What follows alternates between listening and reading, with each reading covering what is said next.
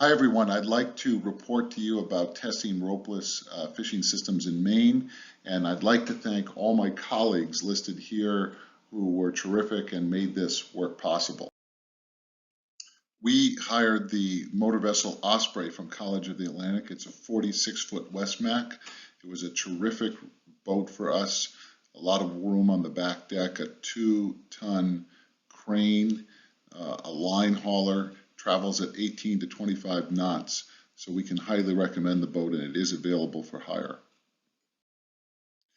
We work closely with Richard Riles from Smelts with his lobster and crab rafts. This system is based on using compressed air to inflate a bag and bring the unit to the surface. And here we used a variety of different sized units and different sized airbags. We found that the system was incredibly rugged and is built like a lobster trap with steroids. The larger unit is one that they call the Sasquatch, and it really is a Sasquatch. Here's an example of the Smelts airbag coming to the surface. Oh, it's spinning fast now. There it is. Awesome.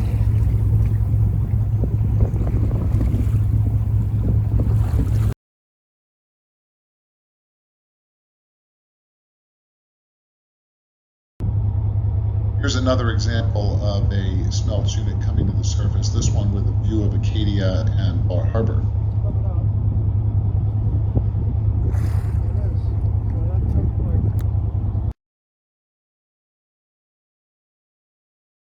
Smelts uses a variety of trigger release modem systems from a number of different companies, including Teledyne, EdgeTech, and File Marine. If you look in the picture, you'll see what looks like a little white cupcake up near the top. It's connected to a cable, which is connected to a deck box. That is the transducer that signals to the gear on the ocean floor. And right now, Rich is testing it at the surface, but when we put the gear in the water, we would deploy that over the side and then use that to signal to the gear on the seafloor. We also work closely with Rob Morris at EdgeTech. He came for a couple of days and we tested his system, his 5112 ropeless system, which is pictured here in the middle. We also used his Trap Tracker app, which is an amazing system to track the gear at the surface when it's deployed. You can see where you've left the gear on an iPad or a cell phone. The EdgeTech system is built so that there's a top door with buoys on it, and when you signal the system, it releases a pin that spins loose and the door floats to the surface. The line is stowed in a basket, and these baskets are easy to change out, or you can restow the line. And Rob is working on a system that will capture the line off the hauler and sort it into the basket quickly.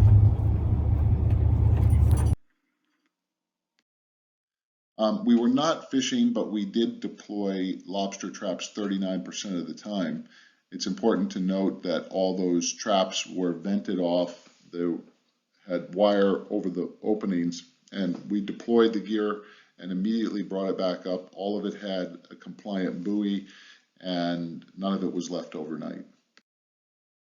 We did the majority of our testing in and around Frenchman Bay with Bar Harbor and Mount Desert Island in the background. Each of those black anchors in Figure 1 are a test site, and Frenchman Bay is about 2/3 of the way up the coast of Maine, right at the approaches of the Bay of Fundy with big tides and currents, in our case 8 to 12 foot tides. Here is a sample of some of the data that we collected. We tried to collect as much information as we could.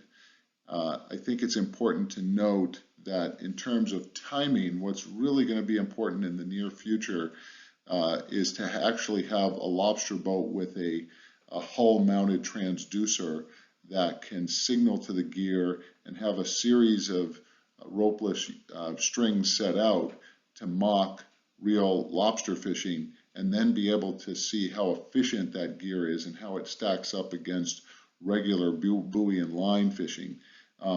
Efficiency is incredibly important here in Maine, where they're fishing so much gear. They need to be able to get to the gear quickly and get it to the surface. So I think that's going to be a very important development. We tested in a lot of different bottom types, and off the coast of Maine, there's a great variety of seafloor sediments, clay, rock, mud, sand. We tested at a great variety of depth. Here is the depth in meters from all our tests. We're testing it up to 140 meters of water. We would mark the location using the depth sounder when we put it over, and then if there was an additional ropeless unit or traps, then we would mark it at the end as well. We have made 59 deployments so far, and we've had 56 successful retrievals, success rate of about 95%. The 3 failures, we had 2 human failures and 1 gear failure. We did some marking at the surface with 2 EdgeTech modem systems. So we put 60 feet of line between them, and then we can mark the two ends on the trap tracker, which you can see on the right there. We were also able to do some subsea gear marking using the Teledyne Universal Topside system. Here we deployed the gear, and then we used the boat to go around the gear in tight circles and signal it and get an exact location on the seafloor. We did some ranging where we went far away from the gear and tried to test at what distance we could get a signal. We found at 0.7 miles away, we were able to both range and to release or trigger the gear. We did do some offshore testing. We spent 2 days out near Mount Desert Rock. Mount Desert Rock is a little 3.5-acre island. It's like the top of a mountain sticking up out of the ocean. It's 25 miles offshore. It has a lighthouse on it, and it's the research station for College of the Atlantic. The 2 anchors on the chart show you where we were doing the testing. We were in anywhere from 249 to 457 feet of water.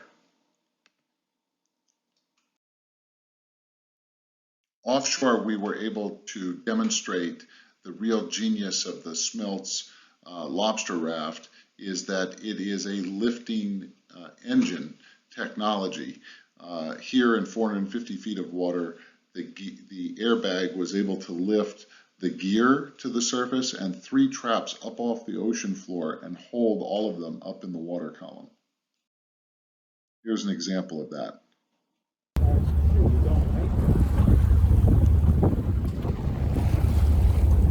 That's a view of Mount Desert Island in the background, and you can see the bag really stands up tall out of the water, so it's very visible. It has reflectors on it, so in low light or no light, you'd be able to see it.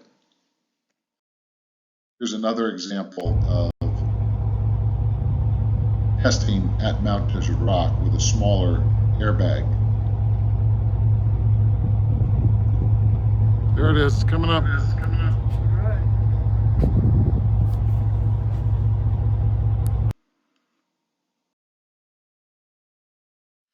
We used a variety of camera systems on the gear, just using zip ties to tie it to the surface of the gear with scuba diving lights to shine light on it, and got incredible footage. It was very helpful in understanding how the gear was interacting with the ocean floor.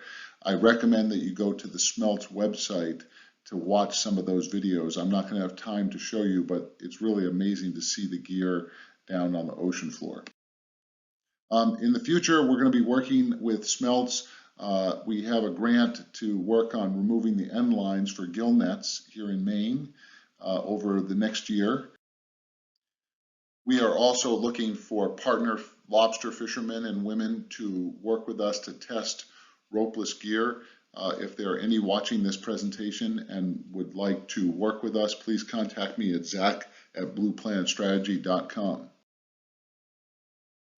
And I would like to thank Richard Riles and Kevin Rand from Smelts, Rob Morris from EdgeTech, Toby Stevenson from the Osprey, and Leah Baumwell from the Pew Environment Group, and all these people and organizations which made this possible. Thank you very much.